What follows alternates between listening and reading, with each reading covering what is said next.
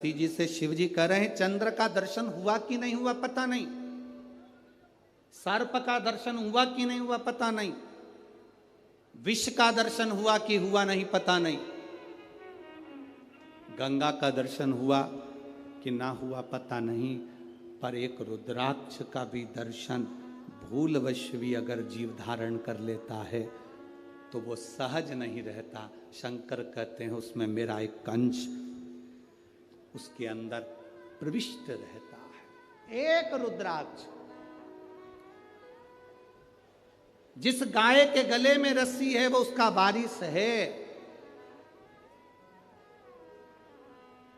जिस गाय के गले में पट्टा बंधा है उसका वारिस है,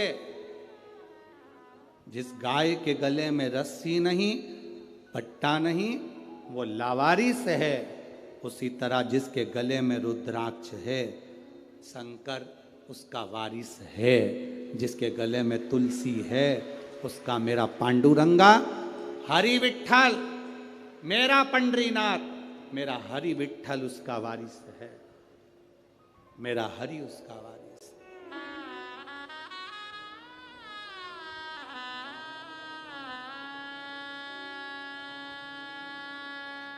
उसका वारिस कहलाएगा। आप कभी अपने मुख से ये मत कहना कि मेरा कोई नहीं।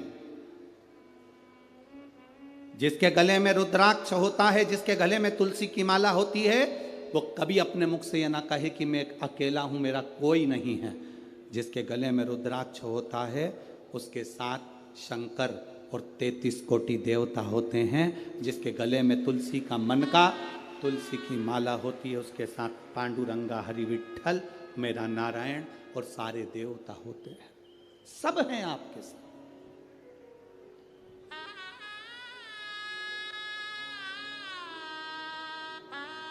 बस एक बात अपने अंदर उतार कर रखना,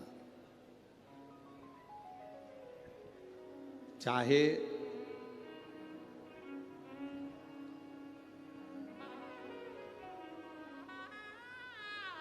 घर में फर्नीचर कम होगा चल जाएगा। क्या कम होगा? बोलो बोलो, जम के बोलो जरा। फर्नीचर, घर में फर्नीचर कम होगा चलेगा, पर आपके नेचर कम होगा नहीं चलेगा। नेचर प्रबल रखिए।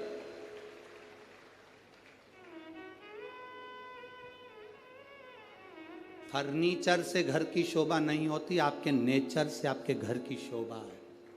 आप क्या नेचर रखते हो, आपका व्यवहार क्या रखते हो, आपके चेहरे पर कितनी स्माइल है, आपके चेहरे पर कितनी मुस्कान है, आपके बोलने का तरीका क्या है, आपके अंदर कितनी नम्रता है, वो देखा जाता है।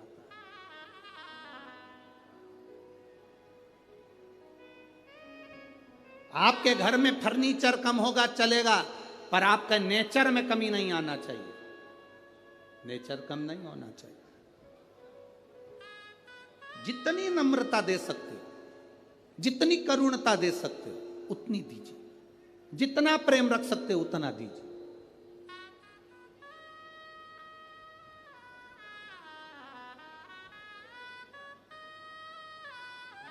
महाराष्ट्र में होता होगा, हमारे इधर तो नहीं होता। महाराष्ट्र में हमने देखा भी नहीं।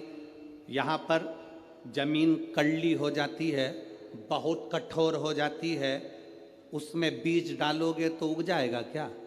अरे बोलो तो जम के नहीं। फिर तो तुम भी हमारे उधर के हो गए। हमारे यहाँ की जमीन को नरम करा जाता है, हल चलाया जाता है, बखर चलाया जाता है, जमीन को नरम करा जाता है। जमीन जितनी नर्म होती है उसमें बीज कैसा भी डाल दिया जाए उग जाता है, पौधा लग जाता है। अगर जमीन नर्म नहीं होगी, जमीन एकदम कड़ली कठोर कड़क होगी, उसमें बीज डालना उगेगा ही नहीं। कितना भी पानी डालकर देख लेना उगेगा ही नहीं। जमीन का नरम होना बीज को पैदा करता है। आपका नरम होना अपने भीतर भक्ति को पैदा करता है, भक्ति के बल को पैदा करता है।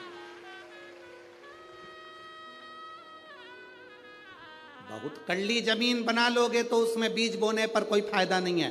फसल में पानी दे दो, खाद डाल दो, दवाई डाल दो, कोई फर्क नहीं पड़ता, बीज नहीं उगेगा, क्योंकि जमीन कड़ली थी। कड़ली जमीन में तुमने बीज बो दिया, उसका कोई लाभ नहीं है। तुम अंदर से कितने भी कड़ले बन जाओ, कठोर हो जाओ, तुम्हारे अंदर कितना भी गुस्सा भर लो, क्रोध भर लो, कितनी भी तृष्णा भर लो, उसमें भक्ति का बीज बोओगे तो कभी लगने वाला नहीं है। नेचर बदलो। फर्नीचर बदलने से कुछ नहीं होगा घर का। अभी इससे पहले छत्तीसगढ़ की कथा थी, हमने कहा था घर बदल के देख लिया, घर में शांति नहीं आई। दुकान बदल कर देख ली, शांति नहीं आई। व्यापार बदल कर देख लिया, शांति नहीं आई। गाड़ी बदल कर देख ली, शांति नहीं आई। किसी ने कह दिया घर की दिशा चेंज कर लो, वो बदल ली। किसी ने कहा बाथरूम बदल लो, कोई ने कहा सीढ़ी बदल लो, कोई ने कहा रसोई घर बदल लो, कोई ने कहा दुकान बदल लो, कोई ने कहा व्यापार बदल लो, कोई ने कहा गाड़ी बदल लो, कोई ने कहा पहनने का तरीका बदल लो, कोई ने कहा कपड़े बदल लो। सब कुछ बदल कर देख लिया, कुछ फायदा नहीं हुआ। अब एक बार शिव महापुराण की कथा मानो, कुछ मत बदलो। जिस घर में रह रहे हो उसी में रहो, जो व्यापार कर रहे हो उसी को करो, बस अपने नेचर को थोड़ा सा बदल लो, सब कुछ अच्छा हो जाए। बोल बम का नारा है, इतना धीमा बोलोगे तो कल्याण तुम्हारा है। अच्छे से बोलो जरा, बोल बम का नारा है, सारी समस्या का हल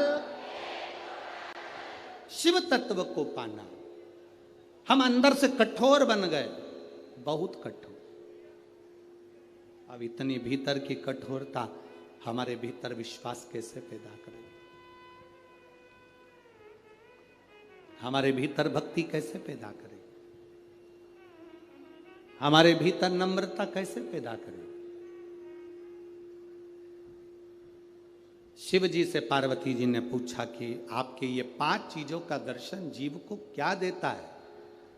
शंकर भगवान कहते हैं इन 5 का दर्शन आप कर पाए ना कर पाए, केवल एक दर्शन भी अगर आपने कर लिया। काय का दर्शन? जम के बोलो जरा, रुद्राक्ष। महिलाएं पूछती हैं क्या रुद्राक्ष स्त्री पहन सकती है? क्यों नहीं?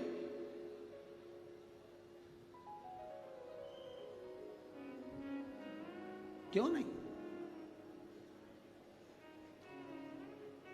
क्या स्त्री भगवान शंकर के शिवलिंग का स्पर्श कर सकती है?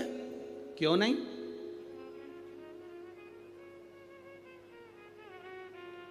बस रजस्वला धर्म के समय पर स्पर्श ना करें, रजस्वला धर्म के समय पर भगवान को छुए ना, मंदिर देवालय शिवालय ना जाए। रजस्वला धर्म के समय पर भगवान के मंत्र का जाप करना नहीं छोड़ना, भगवान का नाम लेना नहीं छोड़ना। कोई ने कहा गुरुजी हमने तो सुना है कि रजस्वला धर्म के समय पर नारी भगवान का नाम भी नहीं ले सकती। हमने कहा रजस्वला धर्म के समय पर नाम क्यों नहीं ले सकते? रजस्वला धर्म के समय पर खा सकते हो,